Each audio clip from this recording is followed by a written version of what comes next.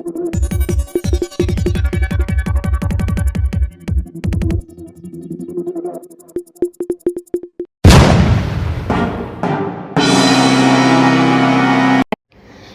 ग्रामीण police Dallas प्राप्त झालेल्या नवीन 75 मोटरसायकलचा लोकार्पण सोहळा माननीय पालकमंत्री दादाजी भुसे यांच्या शुभ हस्ते तसेच विशेष पोलीस महानिरीक्षक दत्तात्रय कराळे नाशिक परिक्षेत्र नाशिक यांचे उपस्थितीत आज रोजी नाशिक ग्रामीण पोलीस मुख्यालय पोलीस परेड मैदान आडगाव या ठिकाणी संपन्न झाला।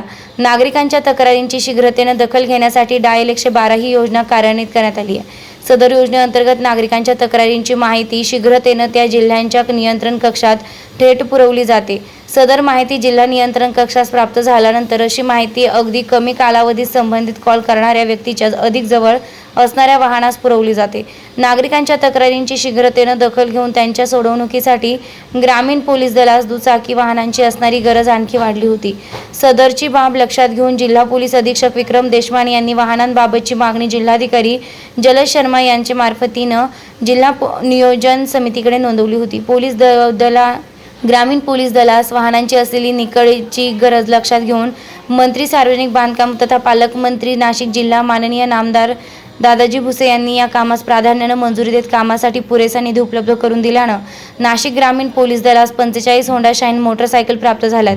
तसेच पोलीस महासंचालक महाराष्ट्र राज्य मुंबई यांचे कार्यालयाकडून 30 बजाज पल्सर मोटरसायकल अशा एकूण 75 नवीन मोटरसायकल ग्रामीण पोलीस दलास देण्यात दाखल झालाय।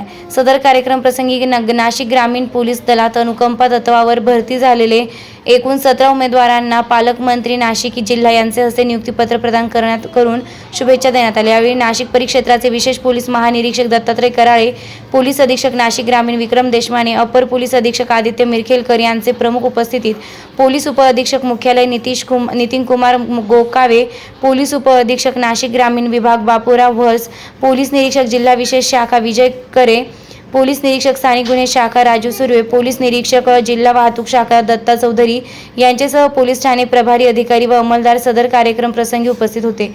स्टार लक्ष मराठी न्यूजसाठी प्रदीप पगारे।